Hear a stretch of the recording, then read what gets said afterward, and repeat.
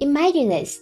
You are an engineer in the team. One day, your partner PM came to you and said, "We received some user feedback. We need to add a new feature.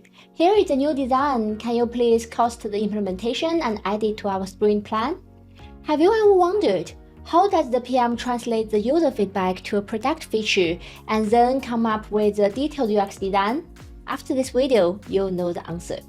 Hello everyone, welcome back to my channel. For those who are new to my channel, I'm currently a PM at Microsoft. I have been working here for 6 years, and I share my PM learnings and experiences every week on this channel. In the last video, I shared a short answer to this question: how do product managers know what to do next? The short answer is, we know our customers, we analyze and gather their requirements, then we translate the results to product requirements and align it with product business goals. I talked about the first part, user requirement gathering and analysis, in detail, and I shared various kinds of channels to collect users' input. In case you missed it, I'll add a video link on the screen. In this video, I'll share the logic behind the second part, translating user requirements to product requirements. Let's get started. Let's first play a game. Assuming you're an assistant to your boss, and your job is to meet his requirements.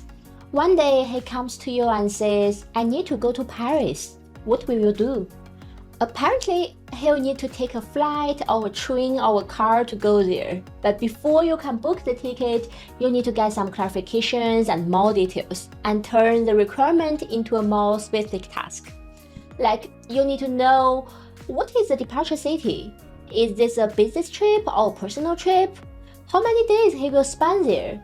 Do you also need to book a hotel? How about the ticket back? I'll stop here. Though the game is not about a PM job, the logic behind it is quite similar. You get a requirement, you narrow the problem space, and you make things happen. Or, in other way, user requirement is the what part, what your users want. Product requirement is the how part, how you build a product to meet their requirements. The common practice to translate user requirements to product requirements are a few steps. Let me first share an overview. Let's start with user inputs you get from user interviews. The first thing is to define the problem space and set a goal. Then you need to figure out the target user group plus the user cases or scenarios. Next is to group these user cases and scenarios into features, then design the end-to-end user flow, settle down the user experience, and UI design. Last, it officially becomes a product requirement, and we write a product requirement document or PRD to cover all this and add it to the product roadmap. PMs drive this process end to end, but we need to work with engineers and designers together, so it is really a teamwork. Through these steps, or I should say layers, two things changed. One is the level of details. We keep zooming in on the goal, adding clarifications, and defining what we should do exactly to satisfy user requirements. Another one is the scope of problem space. We keep narrowing down the problem space and turn the question of what we should do to make our users happy to the answer of we should do this to meet their requirements. Now let's cover them one by one in detail with an example. The example is from Microsoft Teams. A disclaimer here, I don't work in that org. All the info I shared here is my own point of view from the public available features. For those who are not familiar with Microsoft Teams, it is a business communication platform and offers workspace chat, video conferencing, and a bunch of other features for collaboration. It aims to help people connect naturally with each other and accomplish plans and projects together. According to the public record, Teams now has more than 270 million monthly active users. Here are some examples of user complaints I found about remote meeting experience. It is just hard to read people's impressions and their reactions virtually. The network glitch is unpredictable and distracting. I like to ask questions politely without interrupting others, but sometimes I have to cut others off to get my questions asked. It's easy to see my presentation notes when I'm in a conference room, but I lost the view of notes when I have to share my entire screen with the slides. Of course, remote meeting experience cannot be as same as meetings in person, but there are always room to make it more natural and connected. Back to this framework, starting with the goal, let's set the goal as providing users a virtual conferencing experience just like they were in a conference room together. Now let's move to the next layer, user personas and scenarios. Here, let's focus on a typical user case. A team member is trying to present his or her proposal to the team and would like to hear the team's feedback. Let's call it as a presentation meeting. There are also other kind of meeting types, each needs a deeper analysis like brainstorming meeting, education meeting, social networking meeting, etc. The approach taken is the same, so I will only cover the first one here. In the case of presentation meeting, there are two personas. Presenter who presents their slides and shares their proposals, ideas, or project with the team. An audience who asks questions, shares their feedback, and participants in the discussions. For each persona, you can list at least a few scenarios. Here, I'm using a popular approach in Microsoft called I can statements. Basically, it describes what makes you happy as a user when you can do some specific things using the product. For presenter, here are a few scenario examples to make online meeting experience like in-person ones. I can present the slides to the audience without sharing my entire screen. I can present the slides to the audiences, but at the same time use the presenter mode to see my notes.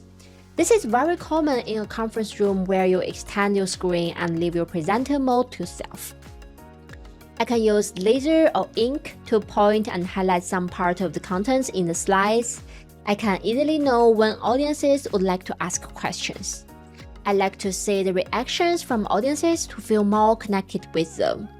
I can get a reminder if my network connection is poor. For audience, here are a few scenario examples. I can let the presenter know I like to ask a question without interrupting the conversation. I can express myself and see other participants' expressions in the meeting to feel more connected. I can see and hear the presentation clearly without lags. These are just a few examples. There could be more.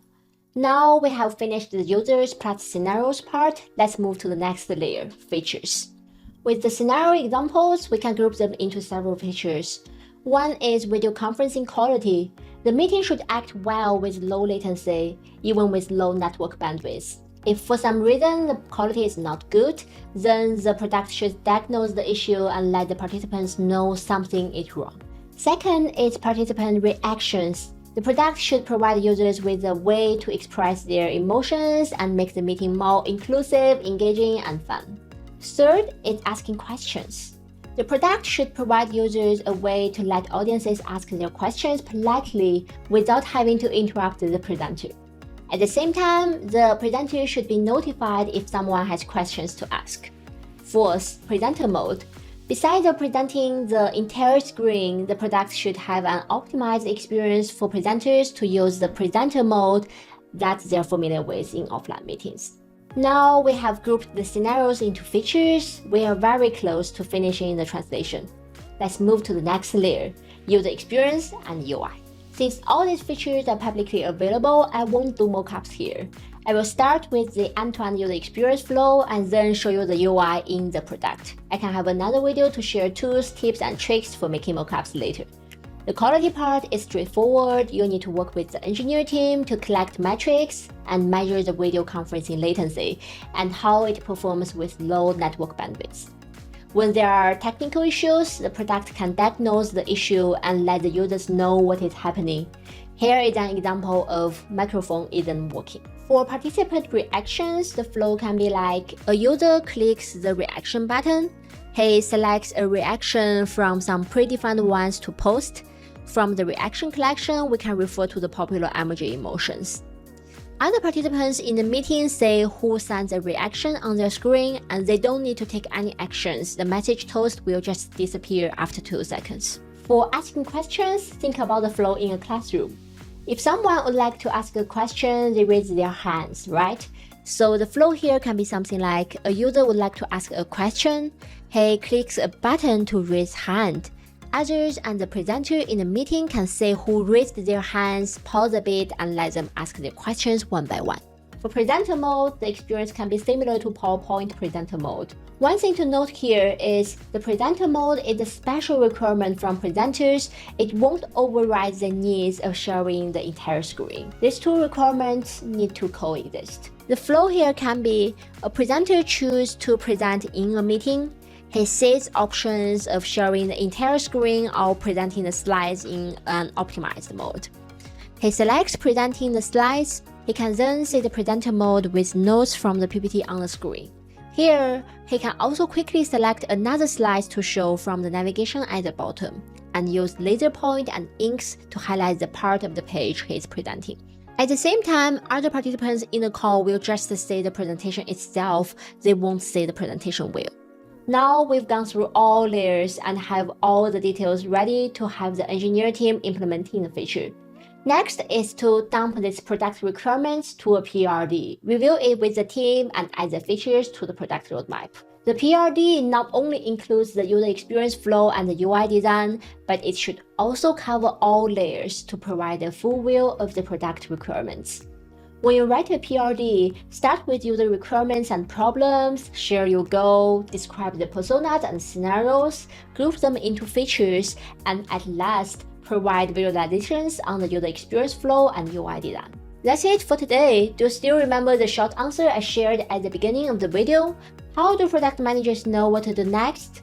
The short answer is, we know our customers, we analyze and gather their requirements, then we translate the results to product requirement and align it with the product business goals. I shared how to analyze and gather user requirements in my last video, and I talked more about the framework you can use to translate the user requirements you gathered to product requirements in this video. In my next video, I'll cover the third part, how to align user requirements and product requirements with product business goals. Subscribe and stay tuned. If you like my contents, don't forget to give me a thumb up. If you have any questions for me, don't hesitate to leave a comment below. Thanks for watching and see you next time. Bye!